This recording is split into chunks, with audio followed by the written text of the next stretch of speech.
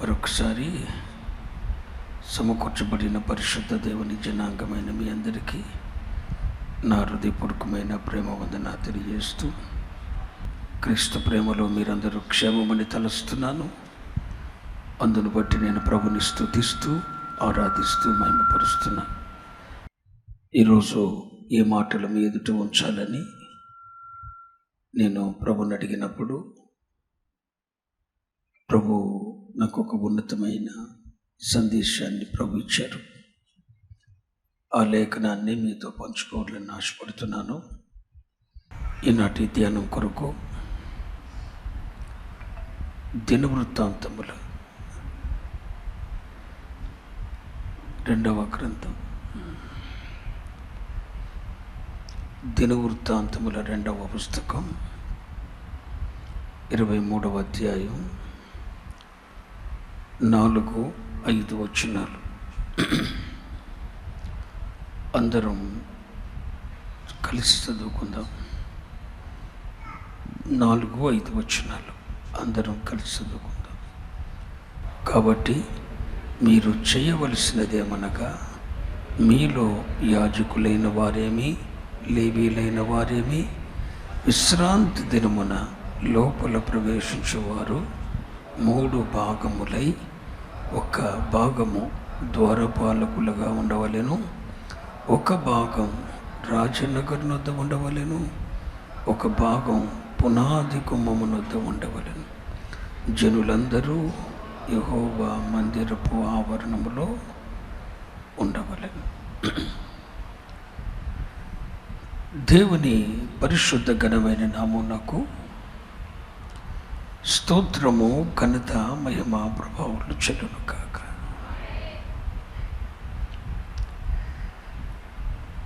రక్షింపబడి నూతన జన్మ అనుభవం పొంది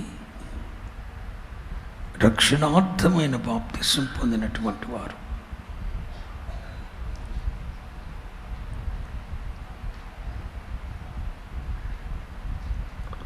ఎలా తన ఆత్మీయ జీవితాన్ని కాపాడుకోవాలి, ఎలా తన ఆత్మీయ జీవితాన్ని కాపాడుకోవాలి, ఈ లేఖనంలో నుండి కొన్ని ప్రాముఖ్యమైన మాటలు మీతో చెప్తాను. చదువుబడిన వాక్య భాగంలో విశ్రాంతి దినమున అంటే పాత నిబంధన గ్రంథములో అది విశ్రాంతి దినం అంటే సమాజముగా కూడుకునే దినం. దేవుని మందిరములో ప్రజలు సమాజంగా కూడుకున్నప్పుడు ప్రజలందరూ ఆవరణమునొద్ద ఉండవలెను. ఎక్కడ చెప్పండి? ఆవరణమునొద్ద ఉండవలెను. యాజకులు లేవీలైన వారు 3 భాగాలై, మొదటి భాగం ద్వారపాలకులుగా ఉండవలెను అనండి. 2వ భాగం రాజనగరునొద్ద ఉండవలెను అనండి.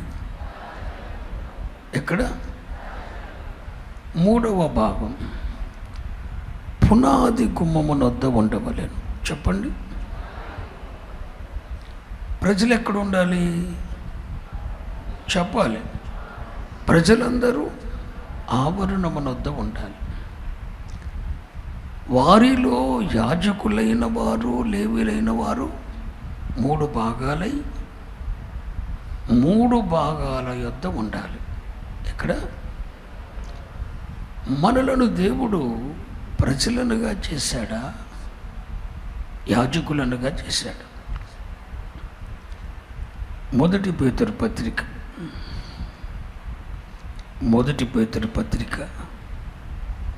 2వ అధ్యాయం 9వ వచనం. అయితే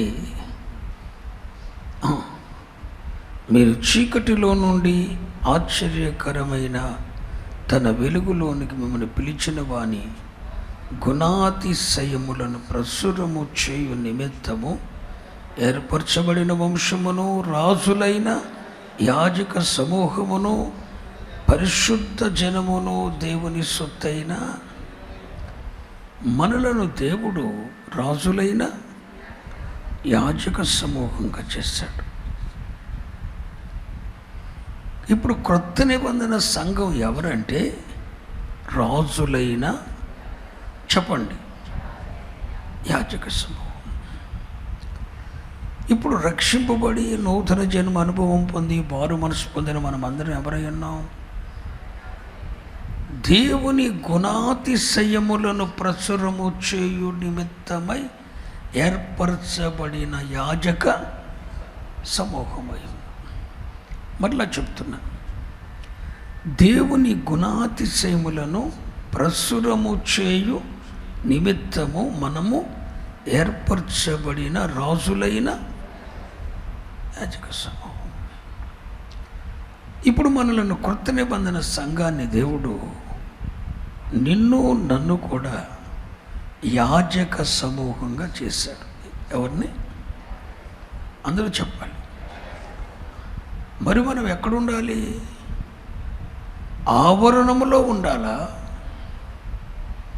మరి ఎక్కడైనా ఉండాలా? 3 భాగాల దగ్గర ఉండాలి మనం. ఎక్కడ? యాజకులైన మనము 3 భాగాల దగ్గర ఉండి మందిరాన్ని కాపాడాలి. ఒక భాగం యాజకులైన వారిలో మొదటి భాగం ద్వారపాలకులుగా ఉండవలెను అనండి. రెండవ భాగం రాజనగరునొద్ద ఉండవలెను అనండి. అనండరా. మూడవ భాగం పునాది గుమ్మం దగ్గర ఉండాలి.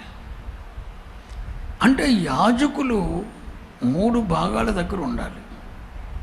ఒకటి ద్వారం దగ్గర, 2 రాజనగరు దగ్గర, నెక్స్ట్ పునాది దగ్గర. ఈ 3 దగ్గర ఉండాల్సింది ఎవరు? యాజక సమూహం అనండి. ఈ 3 దగ్గర ఉండి దేవుని మందిరాన్ని కాపాడాలి. ఇప్పుడు దేవుని మందిరం అంటే పాత నిబంధన గ్రంథంలో ఇలానే ఉంటుంది. ఈ కట్టబడిన మందిరం ఎలా ఉందో అలాగే ఉంటుంది. బయట ఉన్నదంతా ఆవరణం.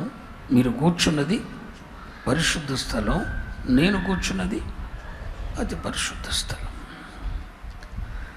ఈ 3 భాగాలుగా ఉండేది. ఈ 3 భాగంలో ఆ గుమ్మం ఉండి చూశారు, ఎదురు గుమ్మం. అది ఆవరణము యొక్క ద్వారం. అదేం ద్వారం? ద్వారం ద్వారం ద్వారం. దీనికి ద్వారాలు ఎన్ని ఉన్నాయి? 1 2 3 4 5 ఉన్నాయి. ఇటు 2, అటు 3, అటు 1, మొత్తం ఎన్ని? 5 ఉన్నాయి. 5 ద్వారాలు ఉన్నాయి. మరి పాత నిబంధనలలో మందిరానికి ఒక ద్వారమే ఉండేది. ఇప్పుడు యాజకులైన వారు మందిరములో ఒక భాగం ఎక్కడుండాలి? ద్వారమునొద్ద అనండి. ద్వారపాలకులుగా ఉండాలి. రెండవ భాగం ఎక్కడుండాలి? యాజకులైన వారిలో రాజనగరునొద్ద ఉండాలి. మూడవ భాగం ఎక్కడుండాలి? పునాది గుమ్మం దగ్గర ఉండి మందిరాన్ని కాపాడాలి.